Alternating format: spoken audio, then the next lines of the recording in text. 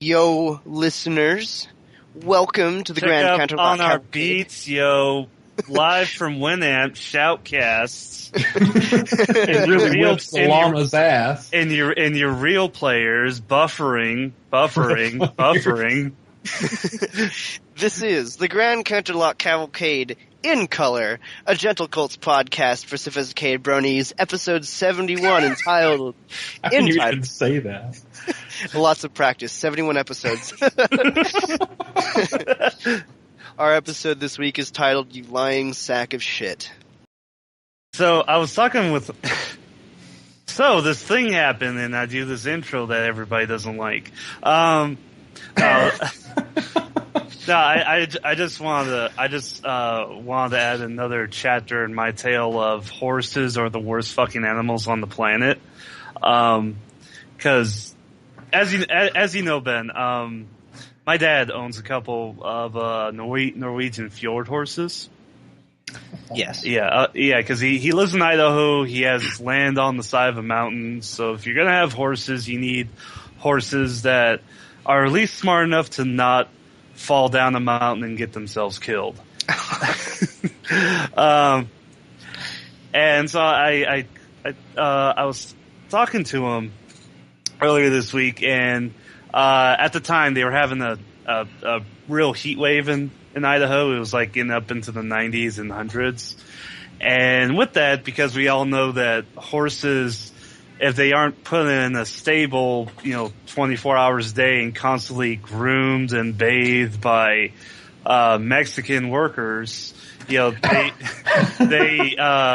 underpaid Mexican workers, they quickly start smelling like shit and get flies all over them. And so my dad, he's not about to dote on his horses that much, but he likes to make sure that they're not going to be absolutely miserable. So he bought them fly masks to put on their face. It's a mask that still lets them see and eat and all that, but it keeps the flies out of their ears and out of their nose and out of their eyes. So that way they're not so frustrated with being covered in flies. And the problem he was having was he got 3 masks because he has 3 horses, and they're all like different patterns. They all have different like patterns on them, I guess. And the problem was he found out that whenever he put the masks on, the other horses wanted to wear each other's masks, so they would rip them off and then figure out that, wait a minute, we're fucking horses. We don't have hands. Wait a minute, we're fucking horses. And then they would just leave them somewhere in the forest on the side of the mountain. And this has happened constantly. And so I was talking to him, and I was on the phone with him for about an hour. And he found 2 of them. And the third one was in a tree about 70 feet above him. What? Apparently a bird or a squirrel grabbed it and flew it up into the tree. Okay. Maybe the horse got up there and it was like trying to pounce on its friends, and it was an ambush gone wrong. It was trying to Assassin's Creed its way through the trees. The tree was somehow strong enough to hold its weight. Well, and that's the thing is, fjord horses they're technically ponies because they are pretty small, but they're just packed with muscle. They're almost like Clydesdales. Yeah. They just have so much muscle on them. I guess that's why Henry Fjord invented them. All right. Yeah. I have a Fjord F-150. All right, whatever. Stupid jokes. No, but it's just it was one of the first few times I ever heard my dad swear, because he owns like 40 acres on the side of this mountain, and it's an average, on average it's about an 18% grade. So it's fucking steep, and so he was huffing and puffing his way, and in 100-degree weather, while I was talking to him on the phone, just huffing and puffing, he found 2 of them, and he couldn't find the third one, and he just, he looks up and he sees it up there, and he's like, "Oh, you gotta be fucking kidding me."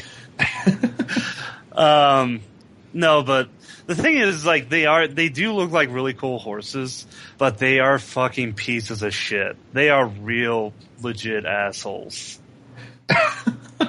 They will bite you. They will piss in their water tub just so that they can watch you drain it and refill it again.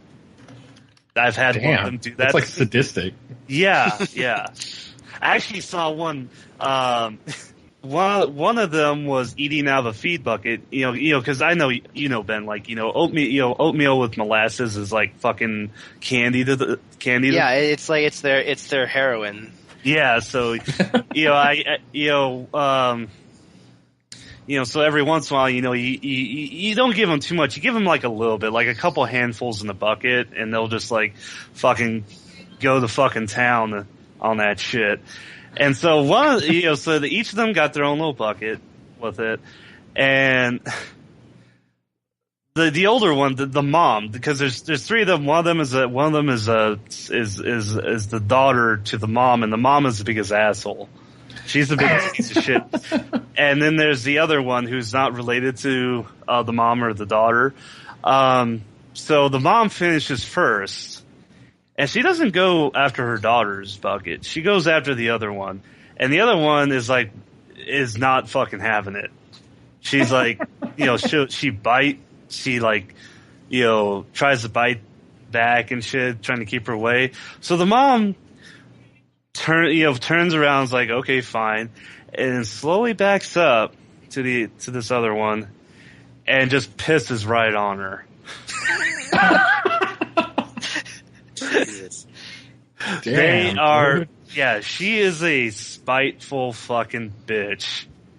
What a hag. Wow.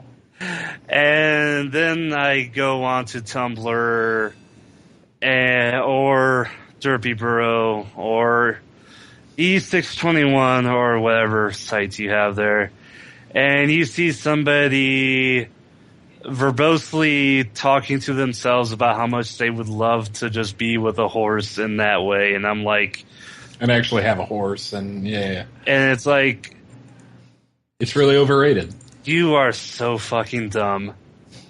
Good luck, Look, the thing is,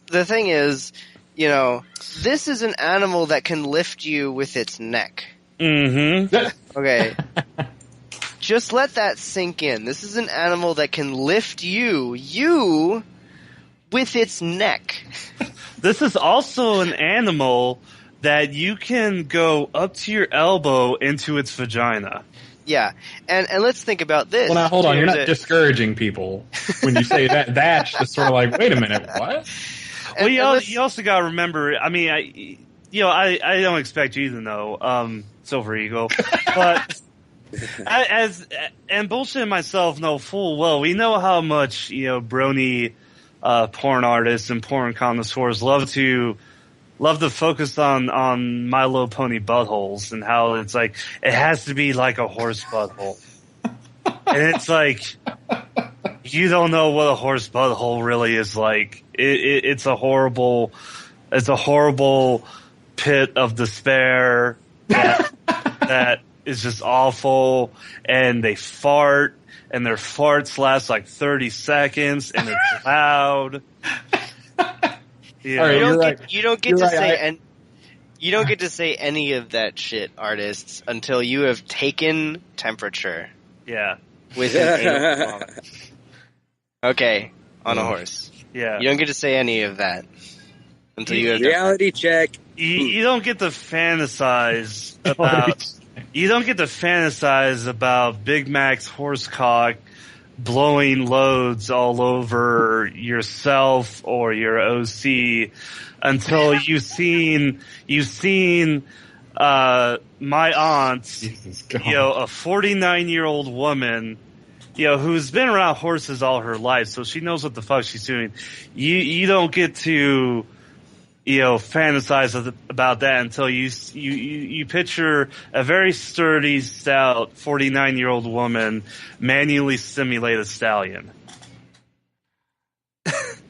It will change you forever, and then proceed to take the resulting product and put it in the vials, pack it in dry ice, and sell it for $6,000. And it might not even change your life for the better. Yeah.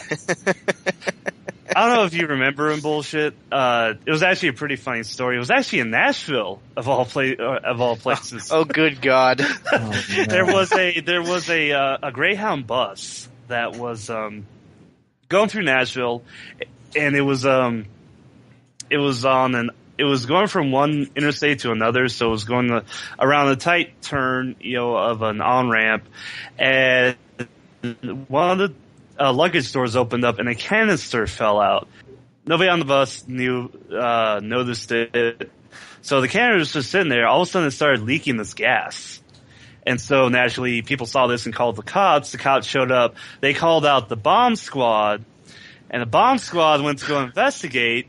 Find out it was a canister full of horse semen, valued at about $50,000. Oh my God.